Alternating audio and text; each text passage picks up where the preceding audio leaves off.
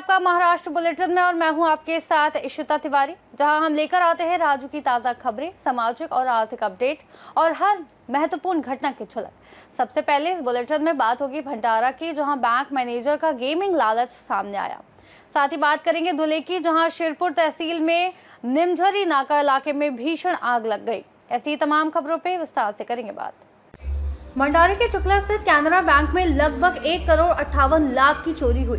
18 नवंबर की सुबह गोबरवाही पुलिस को सूचना मिली और उन्होंने जिला पुलिस अधीक्षक नूरुल हसन को बताया। पुलिस टीम ने बैंक मैनेजर मयूर छबीलाल नेपाल को नागपुर में उनके निवास से गिरफ्तार किया। पूछताछ में उन्होंने शुरुआत में टालमटोल की, लेकिन बाद में चोरी स्वीकार कर ली।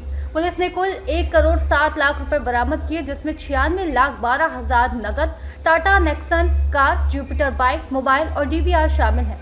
मयूर ने बताया कि वह ऑनलाइन गेमिंग और बैटिंग का आदी था और share market, car loan, education loan, Paytm loan और निजी कर्ज में फंसने के बाद उसने चोरी की योजना बनाई। इस कार्रवाई में जिला पुलिस अधीक्षक नूरुल हसन, अपर पुलिस अधीक्षक नीलेश मोरे, उप विभागीय अधिकारी शिवम विसापुरे और स्थानीय पुलिस ने सक्रिय भूमिका निभाई। इसकी जांच जारी है। बँक मध्ये चोरीचं प्रकरण समोर आलेलं आहे। काय नेमकं प्रकरण होतं? किती लोकांना अरेस्ट केले? किती कॅश होती? 18 तारीखला सकाळी 8 वाजताचे सुमारास असं माहिती मिळाली की बँक फोडी झालेली आहे। बँकचे जे करन्सी चेस्ट राहते त्यामधून सुमारास 1.58 कोटी असा कॅश गेला होता। त्यावर भंडारा पोलीसची वेगवेगळी टीम तिथे पोहोचली, सिनियर ऑफिसर तिथे पोहोचले आणि 10 टीमनी वेगवेगळी डायरेक्शन मध्ये तपास केला, सीसीटीव्ही तपासणी केली आणि वेगवेगळे लोकांना विचारपूस केले आणि 2 ते 3 तासामध्ये तो गुन्हा उघडकीस आणला।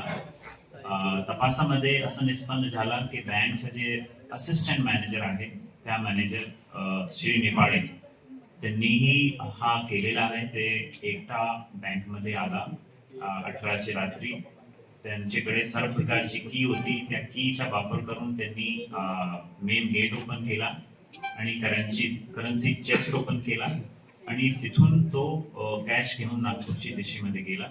नागपूरमध्ये भंडारा पोलीसची टीमनी त्याला अरेस्ट केला। विचारपूस केल्यानंतर त्यांनी सर्व गोष्टीचा कन्फेशन केलेला आहे। आतापर्यंतची तपासमध्ये 1,07,00,000 चा मुद्देमाल जप्त केलेला आहे। इतर मुद्देमाल जप्तीची कारवाई चालू आहे आणि तपासामध्ये असिस्टंट मॅनेजरला अरेस्ट केलेले आहे। भंडारा से सीनियर संवाददाता निश्चल यनोरकर की रिपोर्ट। महाराष्ट्र के पिपलगांव इलाके के किसानों को 12 साल की लंबी कानूनी जंग के बाद खुशखबरी मिली है। बीएचईएल प्रोजेक्ट के लिए 2013 में अधिग्रहित की गई 476 एकड़ जमीन अब किसानों के पास लौटाई गई है और उन्हें अपनी ही जमीन पर खेती करने का अधिकार मिला है। करीब 188 किसानों की जमीन उद्योग के नाम पर ली गई थी।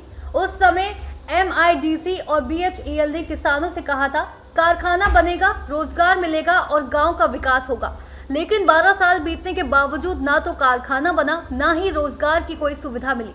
लंबे इंतजार और देरी से परेशान किसानों ने न्यायालय का दरवाजा खटखटाया।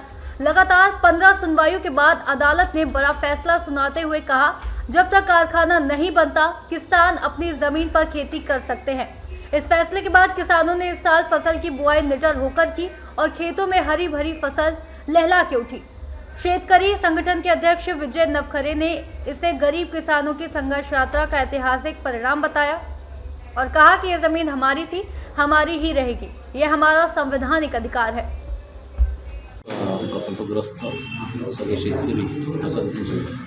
नमस्कार, मी विजय कुमार नवखरे, ढेल प्रकल्पग्रस्त शेतकरी संघटना याचे अध्यक्ष आहे। 2013ला मे महिन्यात ढेल कंपनी याची 476 एकर जमीन भूसंपादन झाला होता आणि जवळपास 188 शेतकऱ्यांची जमीन त्याच्यात गेली होती। अत्यंत सुपीक अशी जमीन होती। नॅशनल हायवेला लागून ती जमीन आहे, साकोली तालुक्यात येतो। आम्ही सर्व शेतकऱ्यांनी तिथं कारखाना येईल, गावाचा विकास होईल, रोजगार मिळेल, नोकऱ्या मिळतील या उद्देशाने त्या जमिनी आम्ही भेल प्रकल्पासाठी दिल्या होत्या. परंतु जवळपास आता 2025 म्हणजे 12 वर्ष लोटून गेले, परंतु तिथं काही झाला नाही. मागील आता ह्या 2025च्या जून महिन्याच्या 9 तारखेला आम्ही परिणय फुके साहेबांच्या नेतृत्वात तिथं आपल्या जमिनी हस्तगत केल्या, म्हणजे आम्ही तिथं शेती पेरली. 13पासनं या पिंपळगाव आणि या भागातील सर्व किटाळी या सगळ्या गावातील नागरिकांची जमिनी MIDCने हस्तांतरित केलं होतं आणि या लोकांना त्यांनी मोबदल्यासकट प्रत्येक घरी एकाला त्या भेल कंपनीमध्ये रोजगार देण्याच्या संदर्भातली आश्वासन लिखितमध्ये दिलं होतं. पण 12 वर्ष लोटूनसुद्धा या इथे कोणताही उद्योग सुरू झाला नाही, कोणाला रोजगार मिळाला नाही आणि त्या भागातील सर्व जे शेतकरी होते ते अनेक वर्षापासून पिढ्याने त्या भागामध्ये त्या जागेवर शेती करत होते, उत्पन्न काढत होते आणि आपलं घरदार त्यामध्ये चालवत होते. पण आणि तीच फार सुपीक जागा असल्यामुळे त्यांचं उत्पन्नही चांगलं होता. पण कुठेतरी आपल्या घरच्या एका व्यक्तीला या कंपनीमध्ये रोजगार मिळणार या आशेपोटी मोठ्या संख्येने लोकांनी आपल्या जागा त्या MIDCला हस्तांतरित केली आणि त्यानंतर MIDCने भेल कंपनीला 3 वर्षाच्या आत कारखाना सुरू करण्याच्या अटींवर ती जागा भेलला देण्यात आली. पण 12 वर्ष लुटूनसुद्धा भेलने हे केलं नाही. त्यानंतर अनेक वेळा मी स्वतः विनंती केली, अनेक लोकप्रतिनिधी या संदर्भात भेल कंपनीला विनंती केली, पण भेल कंपनी कुठेही ऐकायला तयार नाही. त्यानंतर मी या संदर्भातला एका 2-3 अधिवेशनामध्ये हा विषय घेतला. त्यानंतर या विभागाचे मंत्री उदय सामंतजी यांनी आश्वासन दिलं की या भंडारा से सीनियर संवाददाता निश्चल नोरकर की रिपोर्ट। धुले जिले के शिरपुर तहसील के निमझरी नाका इलाके में मंगलवार को एक कॉम्प्लेक्स में भीषण आग लग गई। आग ने देखते ही देखते विकराल रूप ले लिया और कॉम्प्लेक्स में मौजूद डिस्पेंसरी, मेडिकल, नमकीन की दुकानें और स्टेट बैंक ऑफ इंडिया का ATM पूरी तरह जलकर राख हो गया। आग इतनी भयानक थी कि इन दुकानों के पीछे बने रिहायशी घर भी आग की चपेट में आ गए। इसके चलते इलाके में डर का माहौल व्याप्त हो गया। घटना की जानकारी मिलते ही फायर डिपार्टमेंट की 3 दमकल गाड़ियां तुरंत मौके पर पहुंची। फायर डिपार्टमेंट के कर्मचारियों और स्थानीय नागरिकों को लगातार कोशिशों के बाद आग पर काबू पाया गया। हालांकि आग पूरी तरह बुझ गई है। प्रशासन एहतियात के तौर पर यह सुनिश्चित कर रहा है कि कोई व्यक्ति अंदर फंसा न रहे। अभी तक आग लगने के कारणों और नुकसान का कोई ठोस आंकड़ा सामने नहीं आया है। धुले से सी न्यूज संवाददाता नीलेश परदेशी की रिपोर्ट।